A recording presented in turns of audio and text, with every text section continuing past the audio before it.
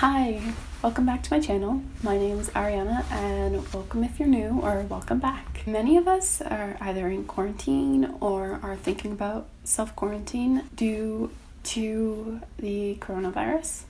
And I think for a lot of us this is new. We've never been quarantined before or have had to stay home, and it's a little scary, but also a little scary to think of, well, okay, what am I supposed to do? So I wanted today to talk about movies that can be watched while being in quarantine. They range from a lot of different subjects. I'm going to have some specifics and some general ideas. Stay tuned if you want to hear more about that.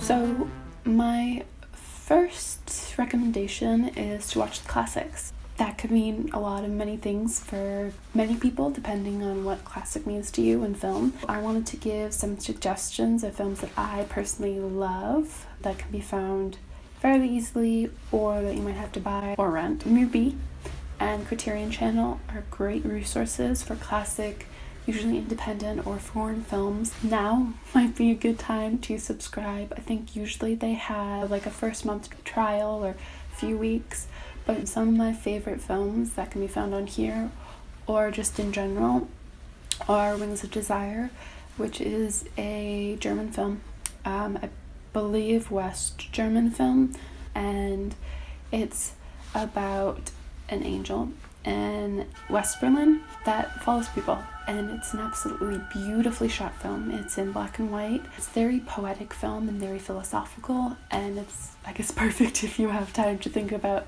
things on a grander scale. A movie that is a little maybe less philosophical, but I personally think is a lot of fun and kind of goes into the punk culture and also not so punk culture of the 1980s is Desperately Seeking Susan, and this is the movie that Madonna's in, and it's just a really fun movie.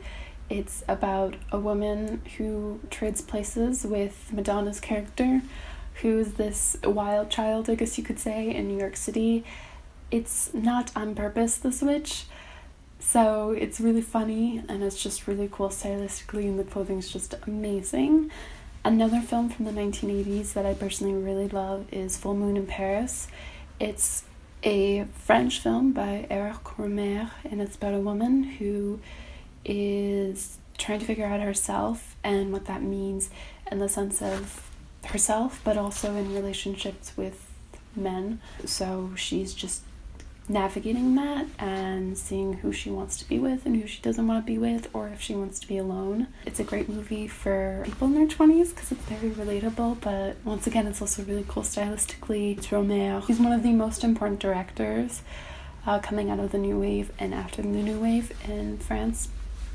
So really just an absolute classic, and especially kind of cool to see where he goes in the 1980s too, in terms of film. And then also my last recommendation for classics is The Unbelievable Truth, a classic like independent movie from the 1980s. I absolutely love this movie. It's so funny and just really genius in the way that it's filmed, and it's about a girl who's in high school who falls in love with a murderer who's recently come out of prison, and so it of course deals with that and how her family, and well, he doesn't really have a family, but how the town kind of reacts to this. It's a very epic tale, I guess, because of that, but not in the same way as, well, more obvious epic movies. Kind of a subcategory of this is movies that are longer than 3 hours or longer than 2.5 hours. Since you're in quarantine, you have a lot of free time, and so this is a good way to finally watch those movies that are very long.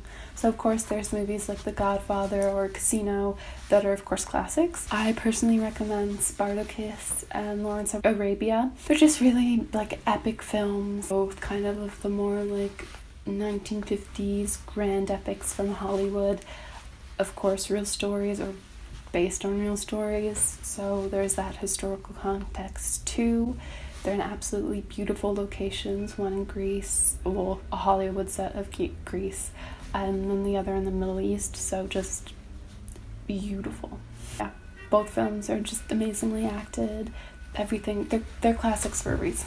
Two films that I know that I really want to watch during this, which are available in France, so I'm sure they could be maybe not easily found, but should be found fairly easily in the US and other countries, is The Deer Hunter and Inland Empire by David Lynch.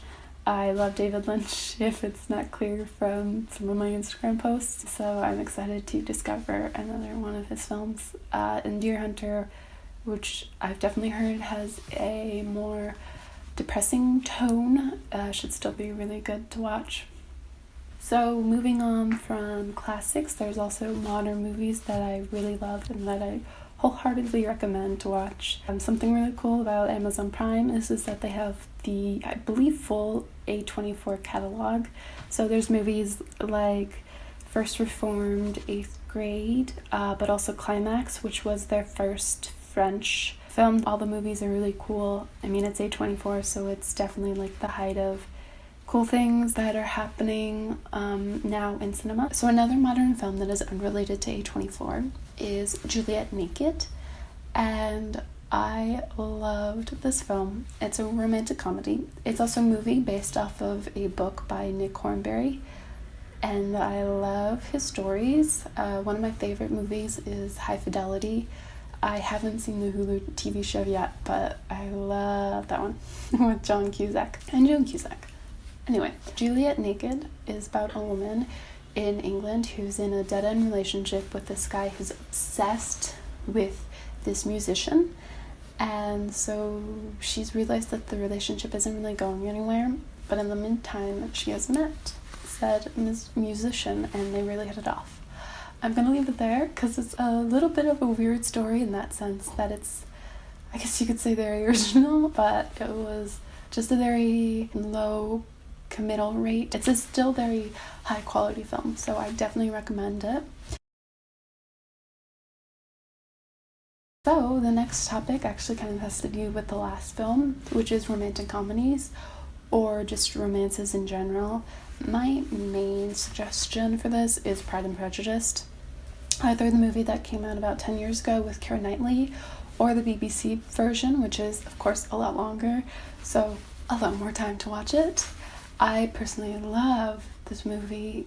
The series, I'm not as huge of a fan. I know so many people who are obsessed with it, so I'm still gonna recommend it anyway. I think that's just one of the perfect romantic comedies. Both the movie, the series is everything that's based off of the book, and I love that book too. So my last recommendation is one that I'm going to give with a side note that it might not be for everybody, at least at this time. It's a science fiction film, and I think there's a lot of really amazing science fiction films, and that one is Children of Men. So it is post-apocalyptic, which I think a lot of people might not want to hear about right now, but this one does have a positive ending and is a lot more hopeful than maybe some other ones that are currently out. And so I think this is just a really good example, first of all, for cinema in general, but also of a science fiction film. It's, I believe, like one of the best films that came out from, well, the 21st century so far, specifically for science fiction, but also just in general. Children of Men is about a society, well, England, but it's the future, so not really England. Babies are no longer being born, and it's a very racist society. It's the end of the world, really. There's bombs going off constantly, and so this man kind of gets roped into this group that's protesting what's happening, and there's a surprise that comes from this. It's a really deep and meaningful and beautiful film, so I highly suggest it. Even if you are feeling kind of iffy about what's happening now, it's a very good one to watch for right now, to relate to, but also to be hopeful. So those are my recommendations. Let me know if you have any other recommendations to watch these next few weeks. I hope you've enjoyed this. If so, please like and subscribe below, and we'll talk soon. Bye.